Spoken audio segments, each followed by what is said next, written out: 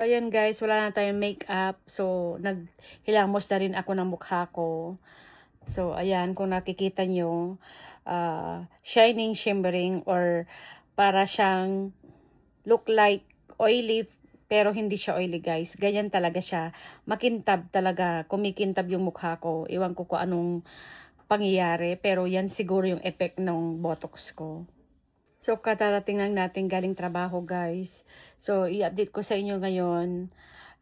Since nung nagpa-botox, jotox po ako sa Pilipinas. So, ngayon ay 18 days ko na.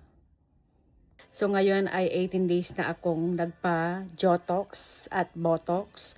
So, ito na yung pangyayari. So, yung pangalawang update ko sa inyo, guys, nung 1 week ago. So, ngayon ay, ano ko na, pang 18 days ko na. Nung last na second session ko. So, ito na yung ano, yan. Tapos, pag gaganyan ako, mayroon pa naman ganyan yung baba dyan. Tapos, pag yuyoko akong ganyan, hindi na siya kitaan or visible yung baba ko, guys. Hindi tulad dati. So, yan yung tulad dati, guys, pag, ano, gumaganyan ako or pag nakaganyan ako, kitaan talaga dito yung dalawang baba ko or chin.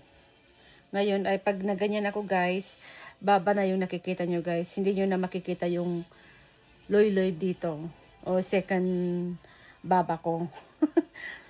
Ayan, ito na yung nakikita nyo ngayon.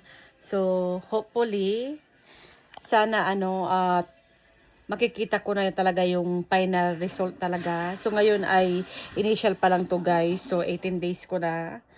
Ito yung, ano, mayroon pa naman dito pag gumaganyan ako, pero hanggang dito yan siguro. Mawawala siguro yan, hopefully sana. Tapos pag ganyan siya. Tapos ganun din dito sa kanan ko. Ganyan. Ganyan sana ang gusto kong mangyari. Kasi nandiyan na siya o nagsiship na siya dito. Tapos dito. So, ayan.